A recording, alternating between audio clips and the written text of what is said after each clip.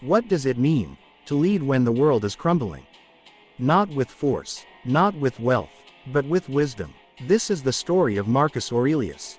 Not just a Roman emperor but a man who faced relentless war, plague, betrayal, and personal grief, yet chose to fight his greatest battle not on the battlefield, but within his own mind. While other rulers built empires from blood, Marcus built his legacy with words so powerful, so timeless, they shaped the minds of philosophers, generals, and even modern leaders for over 2,000 years. You have power over your mind, not outside events. Realize this, and you will find strength. But how did a man raised in luxury, destined for a life of power, become the voice of calm in the storm? And how did his unwavering Stoic philosophy hold together an empire on the brink of collapse? This is his story. Before we begin, don't forget to subscribe to our channel. We bring history's most captivating tales to life, stories of love, power, betrayal, and ambition. Click that subscribe button and ring the bell so you never miss an epic journey like this.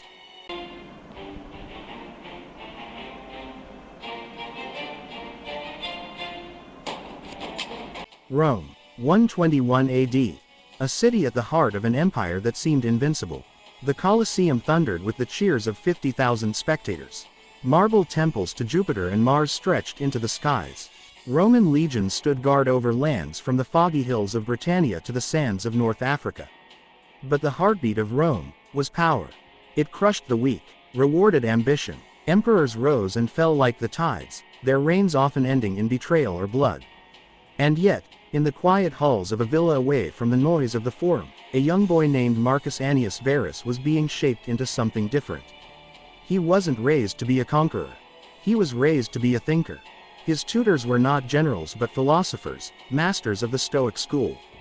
Men who taught that power over the mind was great. Epictetus, Seneca, Cleanthes. Their teachings spoke of a radical idea, that suffering was inevitable, but how you respond to suffering, that is where greatness is forged. You could leave life right now. Let that determine what you do, say, and think. By age 12, Marcus was wearing the traditional philosopher's cloak. By 17, he was studying the works of the ancient Greeks. But philosophy was a luxury. Rome did not run on wisdom alone, and fate would not allow Marcus the life of a quiet scholar. The rise to power. In 138 AD, Marcus's adoptive grandfather, the Emperor Hadrian, made a decision that would change history. With no son of his own, Hadrian needed a successor. He chose Antoninus Pius, on one condition, that Marcus Aurelius would be next in line. For the next 2 decades, Marcus prepared not just for leadership, but for responsibility. And then, in 161 AD, the empire shifted. Antoninus Pius died. The throne of Rome passed not to one man, but 2. Marcus Aurelius would rule alongside his adoptive brother, Lucius Verus. But power shared rarely stays balanced.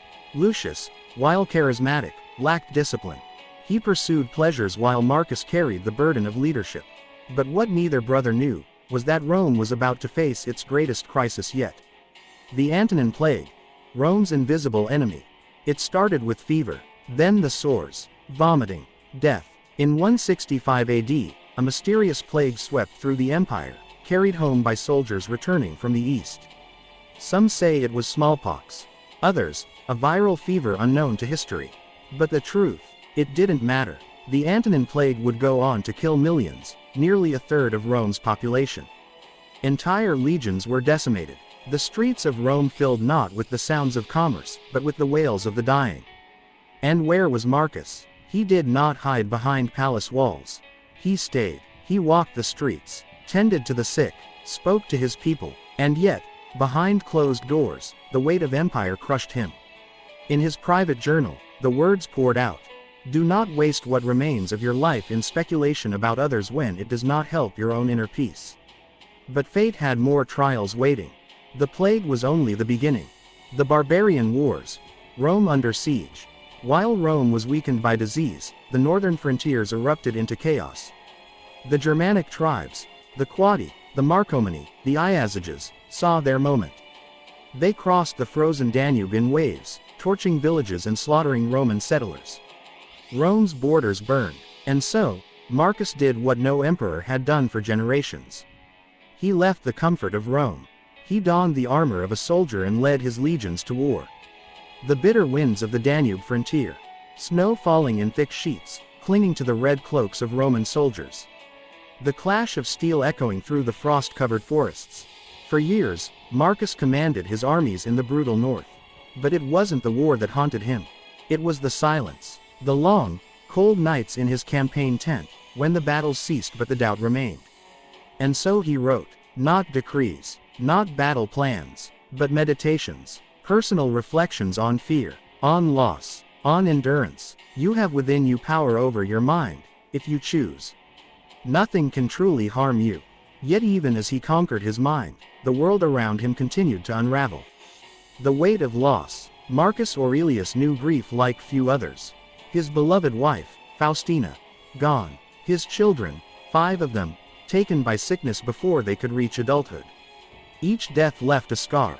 And yet, he endured. Accept whatever comes to you woven in the pattern of your destiny. But there was one wound, deeper than all the rest. The one mistake Marcus could not outrun. His son. The fall of Marcus hoped his philosophy would live on through his bloodline. But Commodus was not his father. Raised in luxury, Commodus was drawn not to wisdom, but to spectacle. Gladiator fights, lavish feasts, games where he fought in the arena for his own amusement. And when Marcus died in 180 AD, his son inherited the throne. What followed was chaos, the decline of Rome, the undoing of everything Marcus had sacrificed for. And yet, the flame Marcus Aurelius lit did not die. Because his greatest legacy was not an empire.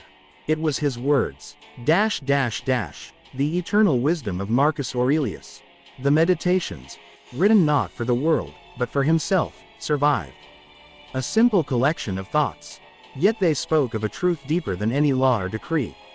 That the greatest battle is not against the world. It is against yourself. The soul becomes dyed with the color of its thoughts. So now, ask yourself, when life tests you, when grief, loss, and hardship come, will you break? Or will you rise, like Marcus, and master the only thing you can truly control? Your mind. If this story inspired you, remember to like, share, and subscribe. Because history isn't just about the past.